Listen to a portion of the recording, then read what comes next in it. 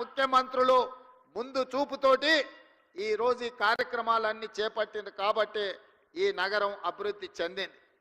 మరి మిత్రులారా, ఈరోజు మీరు ఆలోచన చేయండి. గతం గొప్పగా ఉంది, గతంలో చేసిన వాళ్ళు బాగా చేసిరు, కానీ ఇది సరిపోదు. భవిష్యత్ తరాలకు ఇంకా అద్భుతమైన నగరాన్ని అందించాలంటే ఫ్యూచర్ సిటీని నిర్మించాల్సిన పరిస్థితి వచ్చింది. ఒకనాడు ఇన్నర్ రింగ్ రోడ్ వేసినాం, ఆ తర్వాత ఔటర్ రింగ్ రోడ్ వేసినాం. ఇవాళ inner ring road, outer ring road సరిహద్దులు దాటి రీజనల్ రింగ్ రోడ్డు నిర్మించుకోవాల్సిన పరిస్థితి వచ్చింది.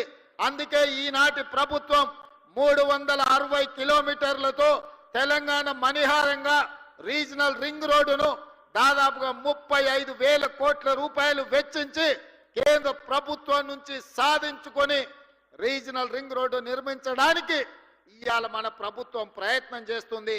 ఆ దిశగా కేంద్ర ప్రభుత్వం మీద ఒత్తిడి తీసుకొస్తున్నాం.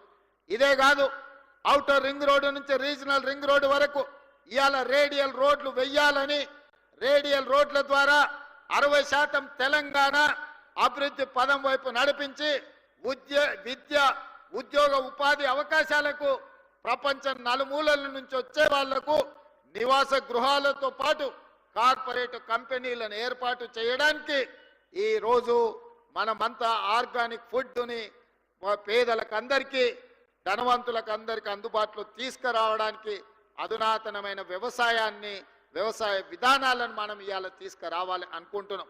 అదేవిధంగా ఇబ్రహీంపట్నం దగ్గర అంతర్జాతీయ స్థాయి కూరగాయల మార్కెట్ను దాదాపుగా 250 ఎకరాలలో అంతర్జాతీయ ప్రమాణాలతోటి వెజిటబుల్ మార్కెట్ కాదు, ఫ్రూట్ మార్కెట్, డైరీ ప్రోడక్ట్స్, అదేవిధంగా పౌల్ట్రీ ప్రోడక్ట్స్, మీట్ ప్రోడక్ట్స్ అన్నిటిని కూడా ఒకే దగ్గర కట్టి రైతులు పండించిన పంట ఈ రోజు దాచుకోవడానికి కోల్డ్ స్టోరేజ్ లేవు.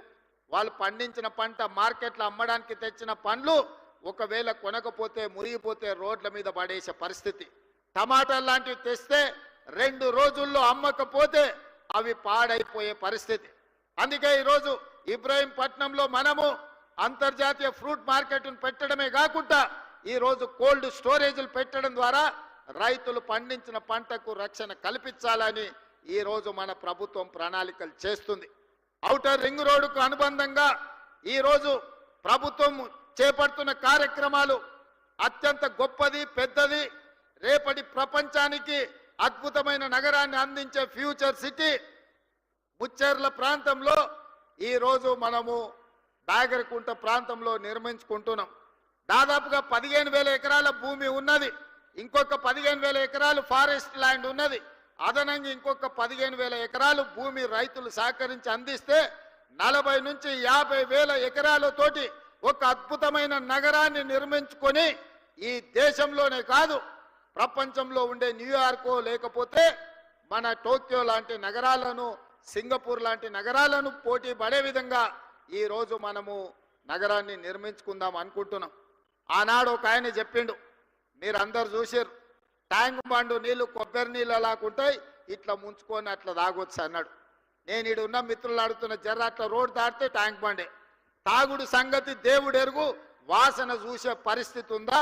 10 ఏళ్ళ ఆయన పరిపాలనలో మురికి కూపంగా ట్యాంక్ బండును మార్చిన చరిత్ర ఆనాటి ముఖ్యమంత్రిది. ఇట్లాంటి అబద్ధాలతో కాలం గడిపిండు. ఓల్డ్ సిటీని అన్నాడు ఇస్తాంబుల్ చేస్తాని. ఇస్తాంబుల్ కాదు కదా, ఆడున్న ట్రాఫిక్ జాములు కానీ చార్మినార్ చుట్టూతో తిరగలేని పరిస్థితి ఈ 10 సంవత్సరాలలో వచ్చింది. వర్షం వస్తే వరద నీళ్లు హైదరాబాద్ రోడ్ల మీద వరదలై పారుతున్నాయి తప్ప కనీసం మేము నిర్మించిన నగరంలో మురికి కాలువలు కూడా ఆనాటి ముఖ్యమంత్రి గారు, ఆనాటి మున్సిపల్ శాఖ మంత్రి గారు ఈరోజు గొప్పలు చెప్పుకుంటున్నారు, కానీ కనీసం డ్రైనేజీ కాలువలు కూడా తవ్వే ప్రయత్నం చేయలే.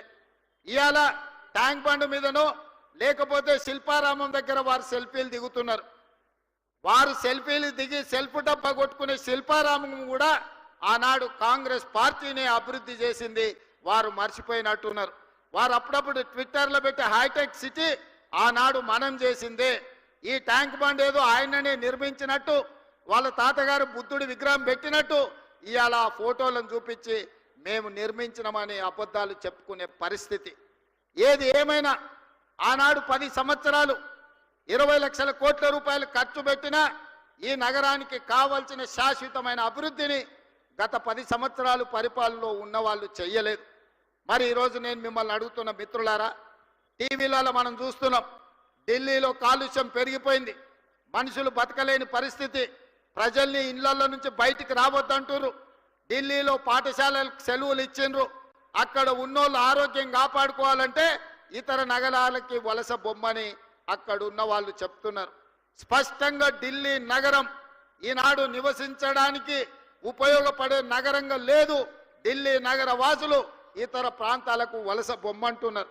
ముంబై నగరాన్ని తీసుకుంటే వర్షం వచ్చిందంటే పీకల దాకా నీళ్ళు వచ్చి ముంబై నగరం అతలా కుతలమైపోతుంది.